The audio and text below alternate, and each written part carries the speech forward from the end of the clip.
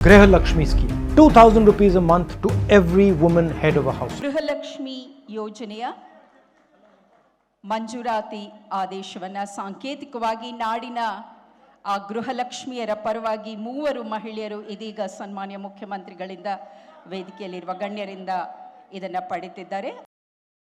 बोले थे ना 2,000 पैसा मिलता, इसके वास्ते ये सब फार्म देने के लिए आए हैं. कर्नाटक में कांग्रेस हुकूमत ने गृहलक्ष्मी योजना जारी कर दी है, जिसमें अबव पॉवर्टी लाइन और बिलो पॉवर्टी लाइन फैमिलीज़ की खवातीन सरबराहों को माहाना 2,000 रुपये देने का वादा किया गया है.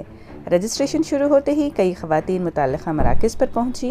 ताहम इस स्कीम का फ़ायदा सिर्फ उन फैमिलीज़ को होगा जो GST और इनकम टैक्स रिटर्न फाइल नहीं करते हैं, और अंत्योदय कार्ड होल्डर भी इस स्कीम के तहत ही आएंगे.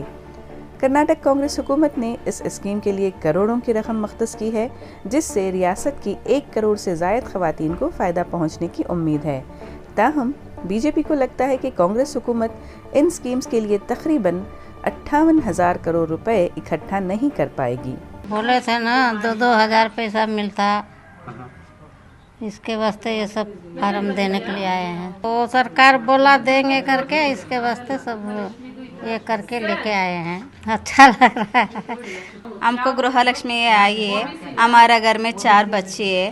हमको भी थोड़ा सरकार में ऐसे देने तो हमको भी काम करने के लिए होता है.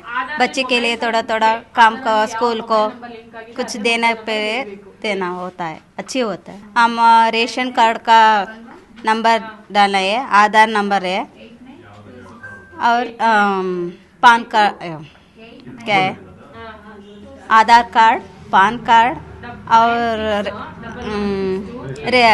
अकाउंट के लिए नंबर चाहिए.